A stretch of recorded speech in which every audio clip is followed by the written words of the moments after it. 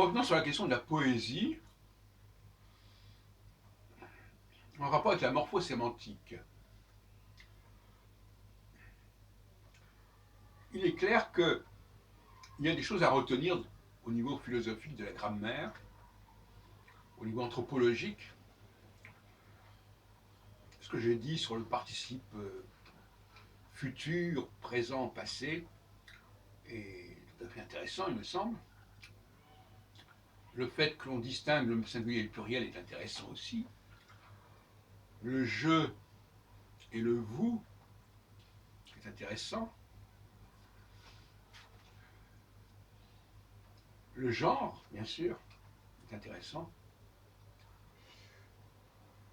Le fait que des mots d'une même racine constituent un champ sémantique, ça me paraît aussi valable. Un champ sémantique qui parfois est assez large, parce qu'on voit qu'il y a quand même des variations entre les mots d'une même racine, une même étymologie. Cela dit, si l'on passe à la question de la poésie, c'est une autre paire de manches. Vous savez que j'ai travaillé énormément sur Nostradamus et sur la rédaction des quatrains.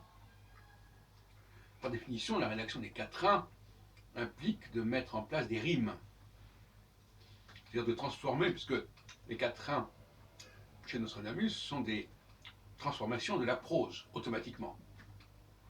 On part de textes en prose et on les transforme en quatrains, que ce soit pour les quatrains des almanachs ou les quatrains des centuries. Les premiers étant parus du vivant de Nostradamus, les autres étant parus bien après. Et là, la rime, est-ce que la rime a une valeur morphosémantique? Est-ce que les suffixes sont une valeur morphosémantique? J'en suis pas si sûr que ça, sauf évidemment dans le cas des participes. Évidemment. Le participe futur, le participe présent, le participe passé sont porteurs d'une certaine signification. Mais en dehors de ces suffixes qui sont des participes, parce que le mot participe signifie à la fois que le mot participe du verbe et à la fois de l'adjectif, d'où son nom. Mais cela dit, de manière générale, le fait de les rimes ne nous avancent pas beaucoup. La chose que je peux dire, c'est que en anglais,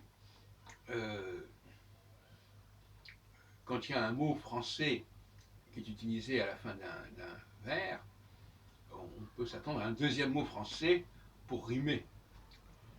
Et de cette manière, les mots français sont assez bien reçus en poésie au niveau des rimes. Parce qu'il y a tout un stock de mots français en anglais qui comportent les mêmes finales. Et donc, par conséquent, j'en ai d'ailleurs fait la liste dans un de mes mémoires de linguistique de 87 et 89, qu'on peut trouver en ligne sur Scribd. Oui, alors effectivement, ce qu'on peut dire, c'est que quand des mots se terminent de la même manière, il y a des chances qui sont des mêmes origines. Notamment quand un mot, obéit à une rime qu'on utilise en français, eh bien, les autres mots qui ont la même finale sont généralement également d'origine française.